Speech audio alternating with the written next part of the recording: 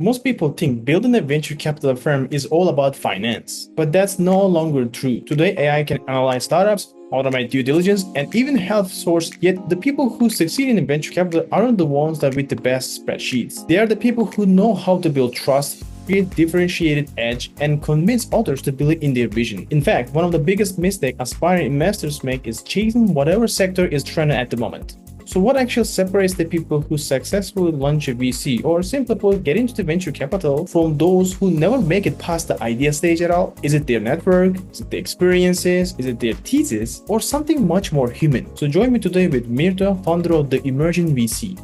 During her time at the Decile group, she worked with hundreds of emerging venture capital firms and fund managers across the world, giving her a unique perspective on what consistently separates successful emerging managers from anyone else. Your ability to sell is huge. It's people chasing an opportunity without having an advantage. If you don't have the advantage, game over. Fundraising comes at day one. Before we begin, a quick disclaimer. This discussion is for educational purpose only and should not be relied upon in investment, legal, tax, and financial or professional advice, nor as an offer, solicitation, recommendation, or endorsement of any investments or securities, company, or strategy. Whether you're an aspiring venture capitalist or angel investor or founder looking for better understanding of investors, or simply curious about how venture capital is evolving in the age of AI, I think you will find plenty of practical insight throughout this conversation. So let's dive in. I would love to welcome Myrto. And Myrto, thank you so much for joining us, and I'm super excited for talking with you today. So stage is yours for the intro. I'm so happy to be here. Hi, everyone who joined us today. My name is Myrto Lalacos. I'm the founder of the Emerging VC. I spent the last 4 years running the program that launched over half of the world's new VC funds globally. And I became a top voice on LinkedIn for being the most active account on the platform, writing about launching and investing in venture capital firms. So I quickly became connected as a result of those two kind of activities that I was doing on a first degree basis with 20 to 25% of the world's active VC firms globally. And so off the back of that, I launched the Emerging VC, which is an independent resource for emerging VCs where I curate and I amplify the latest insights and resources on launching and scaling new venture capital funds. So for those of you who want to know more, by the way, and I know we're going to discuss it later on, but I'm, adding a link to my website and my LinkedIn if you guys want to check out more. But yeah, that's me. All right, let's dive into our discussion. I would love to start with the bigger picture of venture capital today. So I'd like to understand more because you are the best person that you can talk about this because you are a frontier of this actual experience, right? Both as an influencer, you're quite literally an influencer, um, and you play a very crucial role at back in time in the VC lab as well. Very crucial role. And I also had really enjoyed our time together with there. Based on your experience, can you give us like a bigger picture of what's happening in the venture capital right now? Yeah, of course. And thank you so much for the kind words, Erdinch. So I want to talk about a few things that are happening right now in ventures. So first of all, in the last kind of couple of years, we've seen a massive growth of the venture capital market. And I want to put that into numbers for you. So the estimated number of all active VC firms today is estimated to be between 5,000 and 9,000 globally. So that's the total market size. So just to make this simpler, we can call it 7,000. It's kind of a working middle between those two figures. So the industry started in the 1950s. So that's about 70 years ago.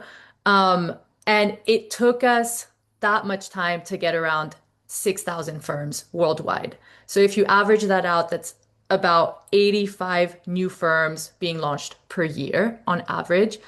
In the past 4 years alone, myself and through the program that I was running, I helped to launch at least 400 new firms.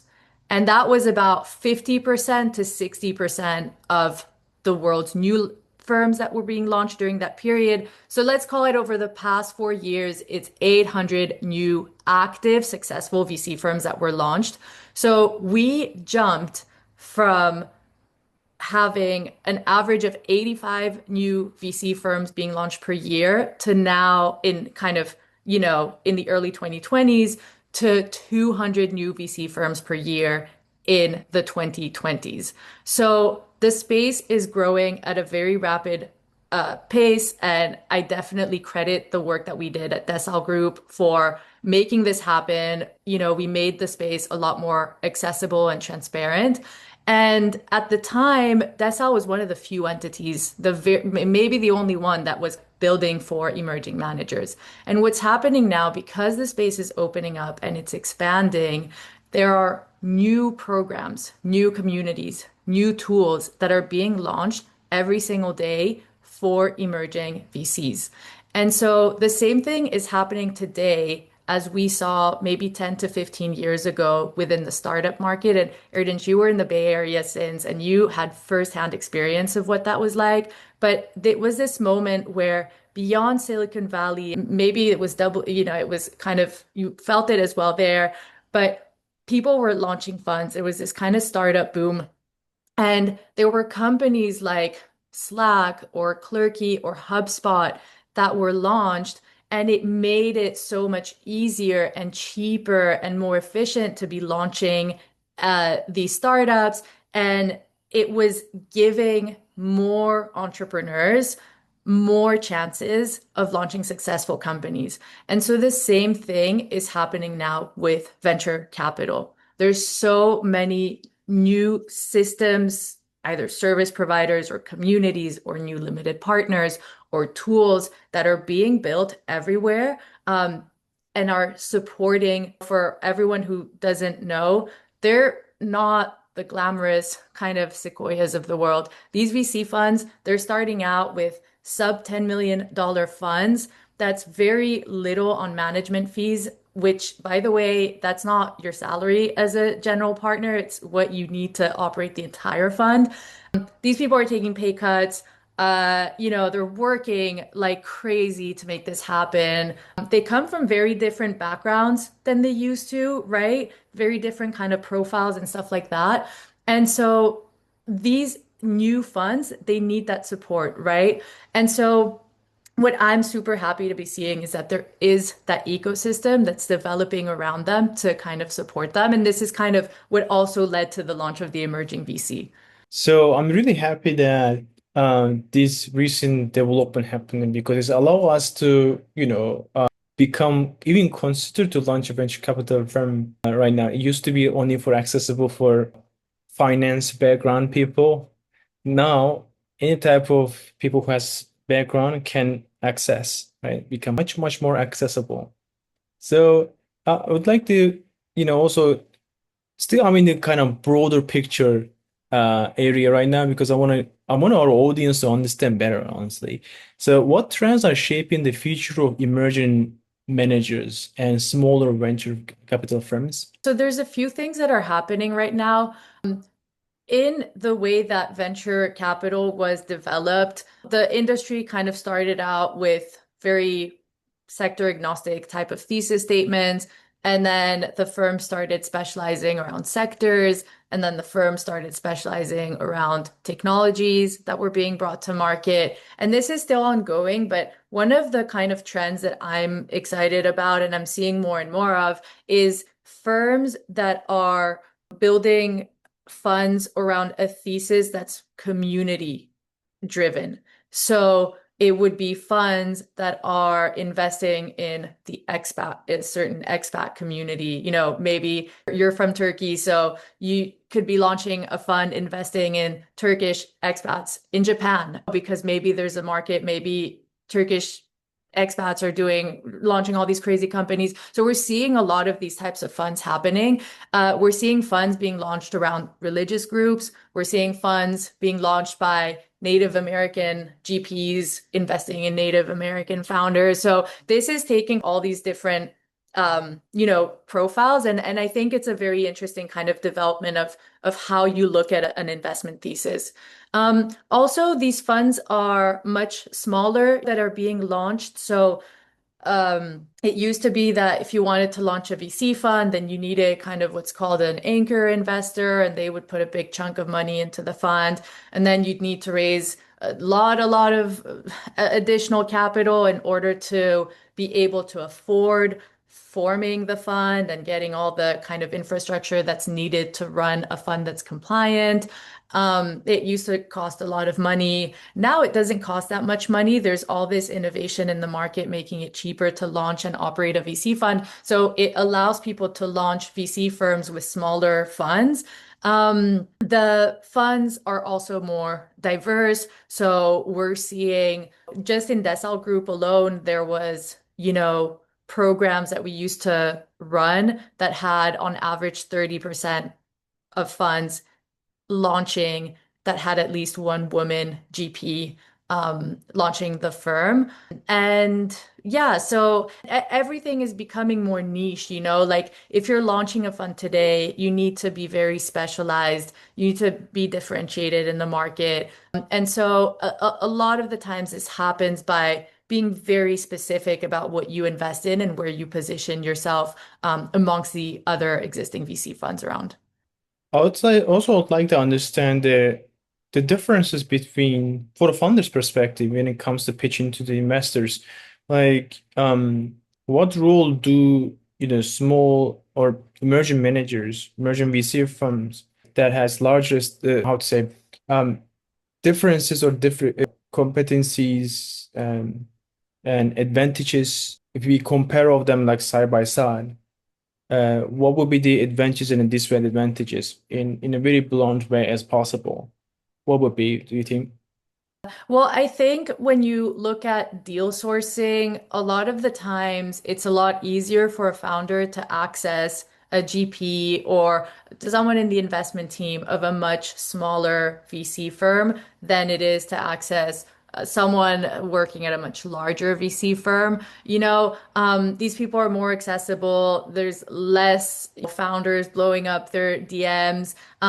The GPs are usually on top of everything. And so it's sometimes they accept cold pitches a lot more. So you can access those people as a founder.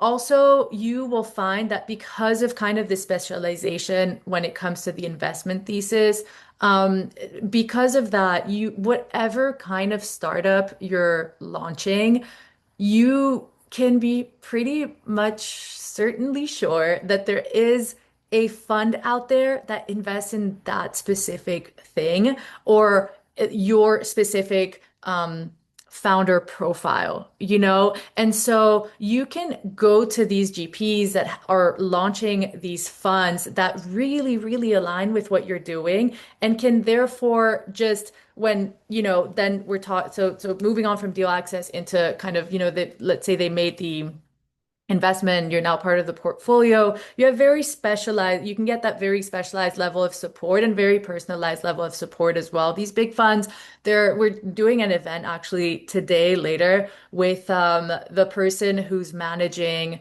the portfolio support activities of Bessemer Ventures. Bessemer Ventures is one of the largest VC funds in the world right now. They have a huge portfolio. I think it's like 450 active startups in there. So a lot of the portfolio support it is automated, like it's really hard to get to this one-to-one personalized level of support. With these smaller funds, you will have that. The GPs in those funds, they're trying to really prove themselves. They're trying to make sure that they provide their limited partners with a great experience, the founders with a great experience, because they're going to be going out and raising for another fund. The LPs in that fund are going to want reference calls from every LPs, founders, everybody, And so they're working really hard to make sure you give them a glowing reference because they want to keep fundraising and keep growing the firm. So everyone's like super motivated to help you out as a founder in those smaller firms. And then they can also offer you smaller tickets, right? These large established funds, they can only invest these larger tickets because their funds are really big. And so, a lot of the times you're too early for these funds. And even like Lightspeed, they started out as a pre-seed fund, and I think some founders may still think that they're a pre-seed fund, but they're really not. Like the check sizes have grown so much because the funds are becoming larger and larger because the brand is becoming larger and larger. And so they can really only invest at later stages now. So, yeah, if you want small, super early tickets, usually emerging funds are the way to go. You share very great insights right now for this because it's going to be an amazing pitch for me to go after the best founders out there because there is a huge elbow race among the high demand founders. So just I'd like to little bit like highlight everything you said. So they're more approachable, right? You can find the best fit easier now, for a startup. They're more hustler with the hands-on support. It's great. And they're more innovative in a way, right? And smaller tickets, they're able to provide smaller tickets, which make it more accessible for even earlier stages. Even the pre-seed wasn't even thinkable in 10 years back. And now it's slowly becoming accessible and even way more accessible right now. But some people will fall into the mistake of like compare the available funds available for early stages versus the entire industry and even in private equity. No, this is much smaller tickets, less available funds if you compare it other, but more firms there, more crowded, right? So we are seeing kind of Cambrian explosion of the new VCs emerging right now. And I feel this is one of the most exciting time in the industry, I believe. Thank you for bringing up all of these great insights from there. But I have one quick follow-up question there. So it make it approachable doesn't really mean that findable or accessible in a way. Accessible in a way that I mean quite literally finding them. So for example, when I search, it's not that much easy to search them to find because they are not super visible. There is technically speaking, they're SMB anyways, right? They are kind of small consultant firm branding. So when I search across other things, and especially on Google search or other AI, so it's not that much easy to find them. I guess we are, people like us playing a role to connect these kind of emerging managers to. Do you have some, very tactical feedback, very tactical advice that founders can easily find them, or any other VC who wants to partner with it or make a co-deal or something so they can find easily that there is any resource or something like this? That's such a good question. And also because a lot of these funds, usually because they're so early, they are prevented by law in a lot of places to be public about the fund that they're launching and what their thesis is and stuff like that. So, but one thing that is happening right now and that is really good for founders who are seeking capital to know is that more and more VC funds, including some of these kind of smaller, maybe not like pre-fund one, maybe like starting fund two and above, they are using AI tools within the firm, and there's more and more available in the market that will flag founders in their exact thesis sector. The variables will be the sector, the technology, the geography. It can go down to ethnicity. It can go down to kind of papers you published, hackathons you participated in, updates on your LinkedIn, who you connected with on Twitter. The level of tracking that these tools are doing is completely mind-blowing. VCs are using them. And so I want you as a founder to start thinking about how do you make your online activity in a way that VCs come and find you. So if you launched a startup and you're in stealth mode, go and update your status on your LinkedIn, say to stealth mode founder, if you're fundraising, maybe you want to be following and connecting to a lot of VCs, even at the more established firms on Twitter, stuff like that. So think about it from the perspective of how will these tools that are kind of being used amongst VCs to find founders find me. So yeah, that's kind of what I've got for you. Great insights. And especially the last part, becoming more visible and with your own humanness, like human being, putting out there, especially with content creation, and is one of the most important and the most resonating thing for me. And I heavily advise to a lot of founders in our community this way. With the new skills that I try to gain, content creation and TikTok, but such important to opens a lot of doors to me actually, a lot. And most people unfortunately cannot overcome that cringe feeling to put themselves out there, unfortunately. But this is how we are supporting our an incubator at in-person incubator at Open Foco as well, and accessible for even non-venture backable people, even seeking career in there. So just a quick plug in here. So let's move forward. So for someone who is looking at the industry today, does this feel like a good time to build a career in venture capital or even considering to launch a VC? Do you think? Yeah, so this is really interesting, and I talk about this a lot, but it depends on whether you're talking about launching a fund or joining a fund. And I want to talk about both of those things. In terms of building a fund, it is arguably the best moment in history to do so. There's a bunch of programs out there. There's a bunch of tools that are going to help you. There's a lot more limited partners that are kind of bought in and enticed to invest in emerging funds. There's kind of a very good narrative right now in the market about emerging VC. So yeah, I think it's a good time to launch a fund, and we're going to talk about kind of what it takes to do that in a bit. When it comes to you preparing for a career to join a fund, things are a little bit different. So what's happening is that the skills that are required today to launch your own VC firm are the same skills you need to land a job in VC because those two things are converging and slowly becoming the same.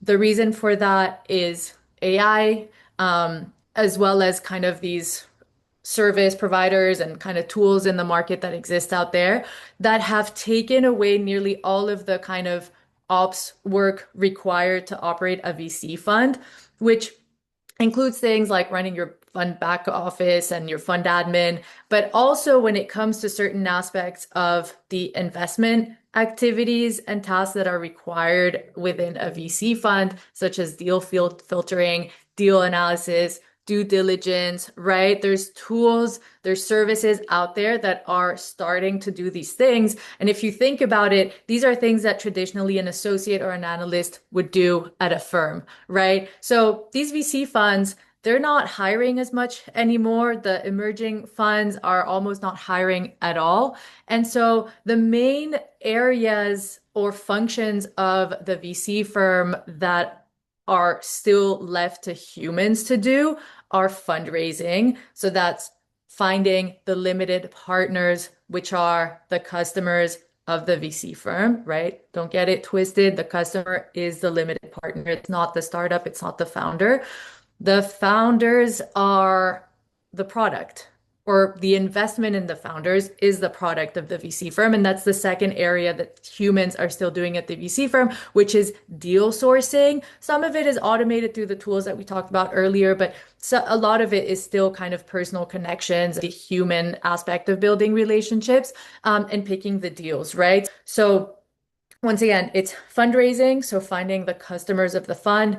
It's deal sourcing and picking startups, which is the product of the fund. And then as a bonus, it's kind of brand development just to make yourself more visible, right? You're a new VC in the market. How do you make sure that once you've exhausted your deal flow pipeline that you launched the firm off the back of, how do you make sure other founders who are now launching companies also know to come to you for funding when they're fundraising? So in the first 8 to 10 years of a VC firm, those firms will only hire for people that can help them with these three functions. And the third one is a bonus. It's kind of like an additional nice to have. But really, if you want to join a fund, you better come to the table and be someone who offers you have kind of a network of high net worth individuals that you can bring into the fund, or you've done a lot of work to build up your own personal pipeline and deal flow that aligns with the firm's thesis, right? So basically what I'm saying is if you're able to kind of, if you want to join a fund, you're either going to be fundraising or kind of developing the deal flow, and you need to be doing that better, or you need it, or incrementally to kind of the existing people who are in the team. So opening up kind of new networks of LPs and startups. But then guess what? If you're able to fundraise for a VC firm and deal source and pick the best deals for a VC firm, and you have that personal brand alongside it, well, you're much closer than you think to actually being able to launch a VC firm. So hopefully this is clear. Basically, starting working at a VC fund, starting a VC, they're kind of becoming the same because everything else is kind of taken over by AI or is being outsourced right now. That brings me to, the topic of what separates the people who actually make it. Because you work with a lot of emerging or people who's aspiring to launch VC and convert them into an actual VC. You work with quite literally thousands of people on this. You're a frontier. Um, and all right, if you draw me a pattern, let's say, people who win in this game, what do you see? Like, what has become the most obvious to you? The people who is able to win. You mentioned some of them right now. Okay, I got it. So it's quite also clear. But what do you see that the absolute winners, what they done right? What pattern you see? So the people that do really well usually have kind of some sort of an existing LP network. Mm, The first LPs in a new fund, they are usually, or 99% of the times, people who know the GPs on a personal basis. And those people are taking a chance based off of what they know about the GP. It's not so much the relationship, it's kind of what reputation the GP has built within their high net worth circles mm, and networks, right? So if you're launching a fund, you need to have a good list of these types of high net worth individuals who you can go to, who know you and they like your work and they've seen you kind of go from strength to strength in your career. And they kind of want to be part of what you're doing next. So, but you will need some of these relationships, right? So the other thing that we see in winners are people launching a fund with a differentiated edge that aligns with the investment thesis. So, you're launching a fund. Let's say you're launching a climate tech fund, investing in underrepresented founders at pre-seed stage, right? So that's your investment thesis. What a successful fund managers have is that they have some sort of edge that speaks to that thesis. So if I'm launching this climate tech underrepresented founder pre-seed fund, I better show that I have some unique advantage and yeah, this unfair advantage to mm. be very well positioned to make outsized returns in this investment thesis.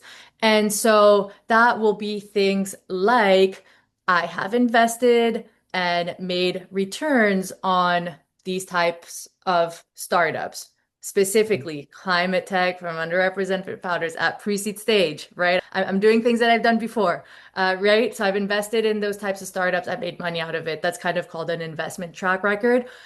Maybe I have great access to deals in that space because, for example, I may have been running and growing a community of underrepresented founders in climate that's called Day One that you join when you first start your journey of launching a company in that space. So you're kind of technically a pre-seed or a angel stage company, right? So you're kind of fitting the stage as well. Or you're someone who has what I like to call the Midas touch. So whatever company you touch, it turns into gold. So it's usually people that are able to mentor founders that align to their investment thesis. And through their mentoring or their technique, their area of expertise, maybe it's go to market, or maybe through their network, they're able to kind of make introductions. They help to turn the company into gold or grow the valuation, grow the value of the company, grow the sales figures for that quarter, whatever it is, right? So these are kind of some examples. And again, specifically in climate tech, pre-seed underrepresented founders, right? So if I've spent my whole career in fintech, and this is kind of like something that a lot of managers starting out don't do well. They're kind of gonna be, a lot of people are coming in and they're like, oh, AI. Everyone's investing in AI. These valuations in AI are crazy. I'm gonna start an AI fund. It's like, okay, well, what's your edge? It's like, well, I was in fintech, whatever. I was in climate, or I was in this and that. But now the opportunity is AI. That's where we're gonna make money. And you can't launch a fund like that. You have no edge in that market. You haven't invested in it before. You haven't helped companies in that space. Do you have kind of access to those deals, right? So that's kind of a big mistake that we see. It's people chasing an opportunity without having an advantage, right? An advantage is the most important thing when you're launching a fund. If you don't have the advantage, game over. They're just going to go to any other kind of AI fund that's been doing it before, right? Why do it with you? Okay. Venture capital is already one of the most risky asset classes. You launching a venture capital firm, as if venture capital wasn't risky enough, the additional risk of backing you who has never done this before and also isn't from that space at all. You've never been in AI. Who are you in AI? Is tenfold, right? And so it just doesn't make sense for an LP to invest in these kind of funds. And I faced these realities again and again during my times at the time in the program. I joined the program 2 times, by the way, because I couldn't figure out. I'm generally a fast learner, but for the program, because it was a completely new concept for me. And I had a one big disadvantage. As a founder, I was always being, bootstrapped founder. I didn't launch except external funding in my life. Oh my God, it was challenging, honestly speaking. But one thing, was working out for me very well, which is my network. So I think it's quite straightforward. Having larger network means you have more possibility. You will probably encounter, right, richer people or people or institutionals too. But generally, institutions don't invest in the very fund one. Just a quick comment, but questions also coming up, by the way. So maybe lastly, before start accepting the other questions and so on, because the common questions was relevant to the part that I was going to ask questions, actually. I also would like to understand the human side of the venture capital, human skills. What are the most important human skills that stood out according with your own experience, launching, working with a ton of people out there, right? Human skills, interpersonal skills, being able to communicate publicly easily. I don't know, that sort of thing. So the first one would be selling. Your ability to sell is huge. When you launch a fund, the first step is to put together an investment thesis, which will say what you're going to be investing in and formulating why you're the best person to invest in that thing. It's kind of what we just discussed earlier. Step two is your fundraising. So you're going out to limited partners, and it's basically how you validate that there is demand for what you're building in the market. And the fundraising part, or the initial stages of fundraising, comes before doing a deck, doing a data room, doing a financial projection. It comes on, if the thesis is day zero, fundraising comes at day one.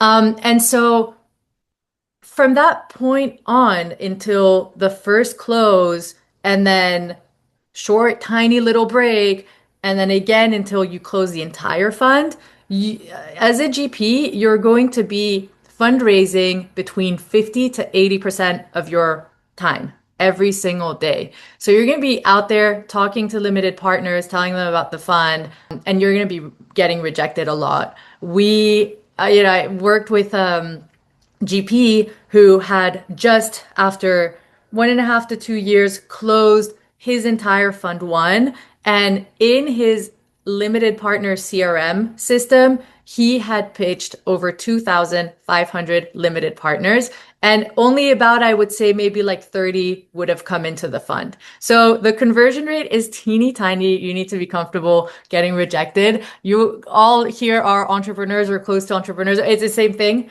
Then I will say, because of that, but also I'm going to expand on it a little bit, but just being mentally healthy, confident, being able to remember your why. Literally, like some of the best fundraisers I know, they take a short kind of meditation break, or they have some sort of like a mental exercise that they do before joining LP calls that gets them really excited, that gets them to remember why they're doing this in the first place, so they can go into this call and contaminate the limited partner with all their enthusiasm and, drive and ambition, and get the limited partner really excited.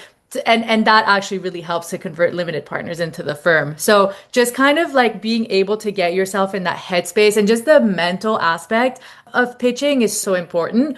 And then yeah, what else? One other thing, and it's not so much kind of like individual skill, but it is something that you need to be aware of. A lot of these GPs, they have the time or a system that makes it that for the first couple of years, maybe 2 to 4 years, they're able to live off of like a reduced salary, maybe no salary in some cases. You know what I mean? And so you do also need that time, that space, and some resources to support you until kind of a fund two or a fund three of the firm. And I want to say this, a lot of women, sometimes they got kind of, pregnant, or a lot of people were going through divorces, and they were like, I can't do the fund right now. You know what I mean? So just something to bear in mind.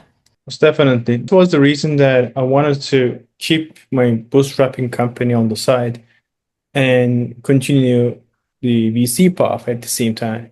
And that was a big no-no for a day or at that time, but it was my necessity. I just can't quit. I just can't stop. And it's something that's working. Why would I stop it? So what we find an answer like, how about we kind of built a flywheel like, or a funnel, basically speaking. It's not complicated, right? A funnel system. So a funnel in a way that is feeds not in the funnel as the same company. They are, because legally speaking, they're completely separate entity. Not the same company. Natural continuation of our ecosystem that worked out very well, honestly speaking. By the way, a quick tip from me: you said some meditation exercise. They do something right before the things. I always do anything related about sales or any LP call, anything that I need to call with someone, standing, always standing, because the posture is really important for anything sales and high energy. And time to time, I also, in order to increase my energy, I squat 10 times. That blood circulation is really very valuable. Just a quick fun note on that. I truly enjoy with the conversation, by the way. So, but I'd like to also a little bit tap into what you're building at the moment, which is now you're building the emerging VC, right? What are you hoping to create for the next generation of venture capitalists right now? Agent. So, look, I think we've had a really great run within the emerging VC space. We did a lot of work to make the information accessible and the tools accessible as to what it takes to launch a fund. And we have seen the space is growing. There's, as we said before, a very good narrative as well around kind of emerging VCs, investing in VCs. People are realizing that you can get better returns if you're investing in a smaller fund that's investing earlier stage rather than a larger fund and stuff like that. So we have gotten to a place that is really good, and it's allowing for more kind of VC firms to be built. But now it's absolutely crucial that this first generation of emerging VCs, who again are under-resourced in a lot of ways, that they succeed and that they provide a good experience to all of the limited partners that took a chance and invested in this first-time VC that came out of nowhere, that's emerging, da da da. So it's in order for this space to continue growing and thriving, it's really important. Every new VC that has taken money from limited partners needs to now make sure that if you're unable to provide the returns, that at least you provide a professional experience to these limited partners so that they're not spooked out of the asset class, so that there isn't kind of suddenly this bad rep around emerging VC funds. Like every single fund manager has the responsibility to really deliver a really good experience for these limited partners that are entering the asset class in order for more LPs to come in and to continue this kind of flywheel effect of living in a world where it's truly possible to be launching a new firm, right? And LPs are ready to back you when you decide to do that. So I'm building the emerging VC to make sure that I play my part in doing that.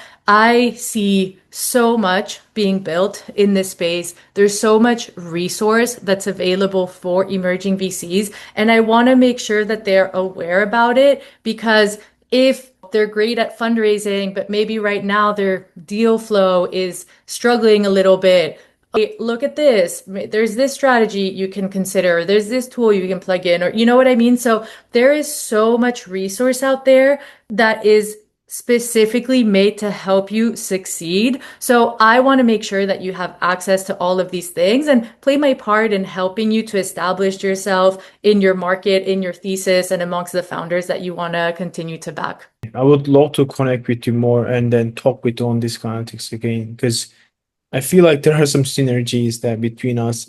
I definitely need more support. Of course, collaborating with people like you, it will be a privilege for me. Honestly, that's great. I mean, honestly, it's been amazing time that we had today right now, and quite insightful, and learn a lot of things, and need to also relearn a lot of things in a correct way with you. You've been a great mentor for me, Myrto. So wow, I don't want to finish this on speaking, but we have to wrap this up, right? Myrto, any final words to wrap this up? Thank you for all your kind words. I love the community that you've built. Let's definitely keep talking about this and seeing how we can just, from the startup level to the VC level, just kind of help to continue making the space thrive. And thank you everyone for being here. It's so nice to meet you. Thank you for your questions. And, feel free to connect on LinkedIn, and I'm sure I'll be seeing many of you around. Thank you so much, Myrto. All Thank right. you, Thanks, everyone. everyone. See ya. Bye Bye. bye.